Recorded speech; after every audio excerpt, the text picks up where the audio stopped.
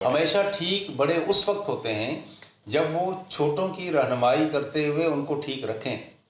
तो छोटों की रहनुमाई कभी ठीक रखी ही नहीं जा सकती तावक्त कि आप एक स्टेज पे आकर सरेंडर करो। अब यही काम जो मैंने आपको कहा है, अगर आप उस बच्चे के साथ 10 साल से कम उम्र में करेंगे तो बच्चा तबाह हो जाएगा कि नहीं बेटा आप खुद से करो और मुझे भी बताओ, तबाह हो गया। जो कुछ आपके मौजूद है ये प्रैक्टिसेस और ये आपके करेक्टर के लिहाज से परफॉर्मेंस, ये आपकी उस दौर में है, आपने हर हाल में करनी है। जब 10 से यानी 13 साल मैक्सिमम में हमें जब बच्चा अपने शवायद महसूस कर देता है कि मेरे अंदर क्या तब्दीलियाँ आ रही हैं, इसके बाद से आपका वो जो पहला उंगली पकड़ के चलने वाला वो शुरू करेंगे, तबाह हो जाएगा। यानी हर फेज की अपनी ट्रेनिंग है और एक दूसरे से मिक्सअप करेंगे तब भी तबाही है।